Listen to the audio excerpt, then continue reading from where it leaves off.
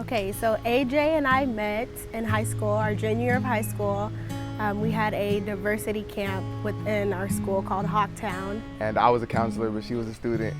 It sounds kind of weird when you say it like that, but We were both nominated for prom royalty our junior year, so AJ was trying his best not to talk to me and avoid me, but conversation sparked, and it carried over until when we got back to school from the diversity camp, and we ended up going to junior prom together.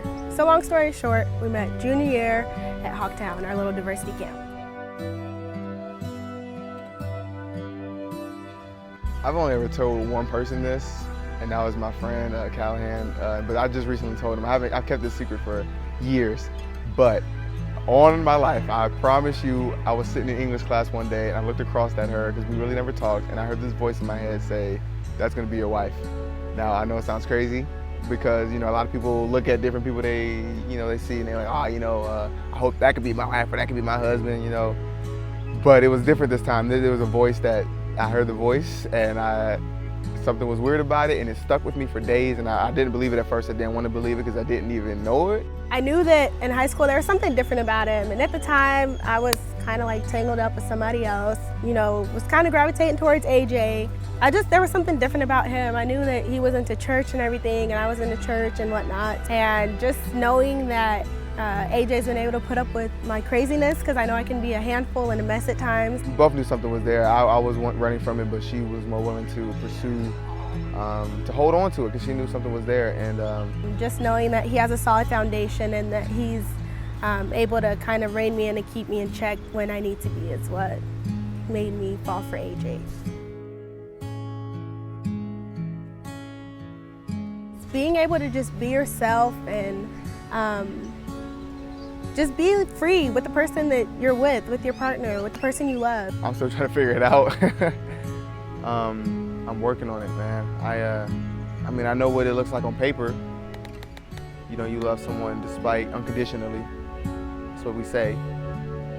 But what does that really mean? What does that look like? We all have internal conditions, whether we know it or not, I believe. And so you never know which one of those conditions will be challenged. And so, love is a practice. Love is a choice. That's my definition of love. Love is a choice. Just having that chemistry, you're comfortable with one another, and it doesn't care what the other does or says. At the end of the day, you still care for one another, and you're always going to be there to support one another and hold each other up.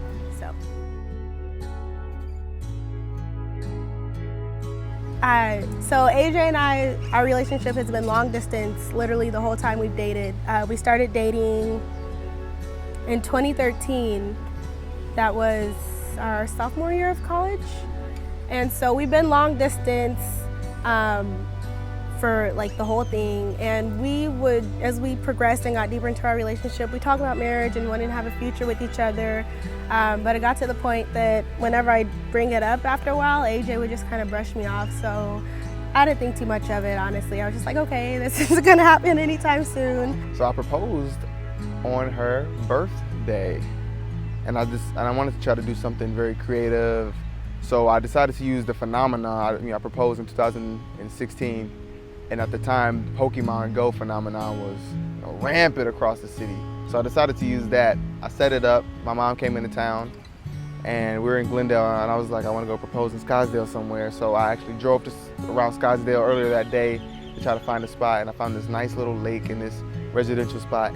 We were at the house that evening, and AJ had said something along the lines of, I'm gonna confess my love for you by catching a Pokemon, or Pikachu. I'm gonna confess my love for you by catching a Pikachu, and I didn't think anything of it. I was just like, okay. And I used my mom's visitation as a reason, or an excuse to go out for some reason. And so once I got back to the house, I said, yo, let's go out to the Big Bear ice cream place, because my mom hasn't had it. Let's go out there and do it. And so as we were driving, I was in my truck with my mom, and and she was in her mom's car with her mom and her sister. And then I'm leading the way, driving, and I text them. I call her mom, and I say, hey, I'm trying to find this Pikachu, because Pikachu was one of the rarest Pokemon Go monsters you can find. And so I was like, I gotta get this Pikachu now. It's on my app. I gotta find it.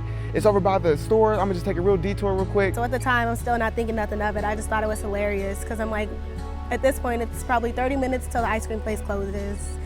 We just wanted some ice cream, so.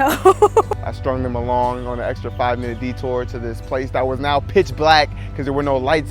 I went earlier in the day and it was completely sunny, but there were no street lights, and so I get back and this lake is pitch black and can't see anything, and so I'm panicking, but I have to go with it. So I run across the street. We have to park across the street because we're in a residential area. You can't park on the road, so we have to park in the neighborhood. Then I ran to this lake somewhere in Scottsdale, and about time, and she had to convince, her mom had to convince her and her sister to get out the car to come find me.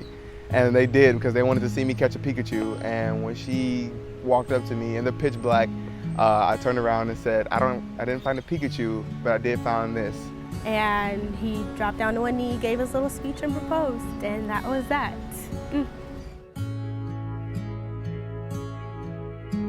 In 5 years, I see myself finally with AJ, wherever we may land up, whether it's LA, somewhere out in California, or here in Arizona. We'll finally be together in one location, no more long distance. Hopefully it's still just us two. What, about 5 years, 22? Oh yeah, maybe, yeah. Maybe getting ready to start a family, maybe. Mom, sister, everybody, maybe. She's gonna be, I don't know. I don't know. We're gonna be doing some great work though, as far as working in our respective mountains that God has called us to, and also hopefully working together in some aspect, but reaching out, doing something active, not just going through like we won't have like a regular daily routine, I don't think, man. I think it's gonna be erratic. Somewhere, just living somewhere comfortably, enjoying each other's company, and just enjoying life together, traveling, working, just having fun with each other. So somewhere together is what I'm really looking forward to.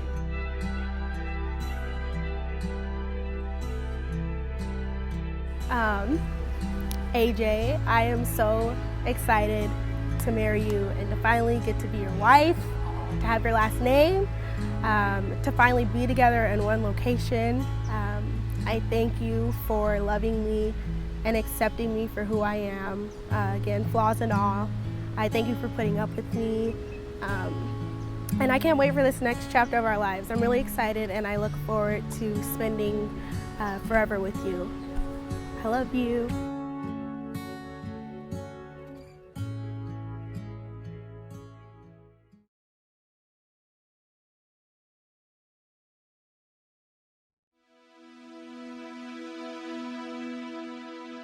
AJ, as I stand before you, I can't help but to think about all of the memories that we've made. We went from being naive high school kids who swore we would never end up together to this point, vowing today to become one flesh as husband and wife.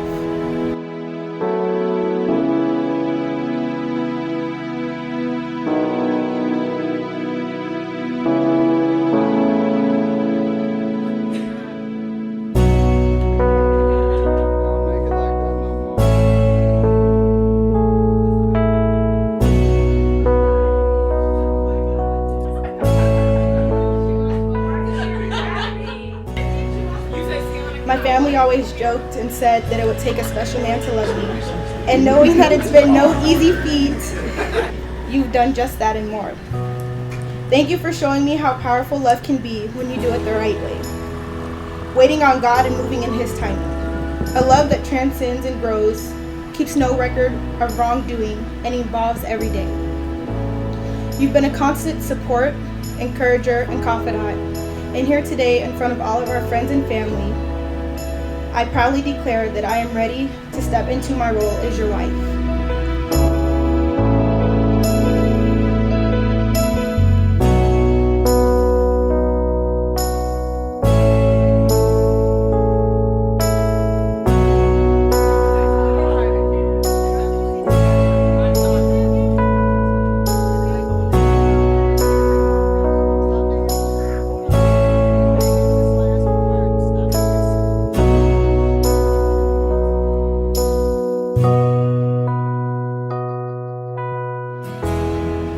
Aliana Maria Pitts, you are my anchor.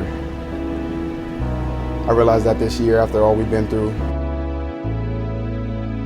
But I vow to surrender to the love that you showed me and surrender to the care that you've given me.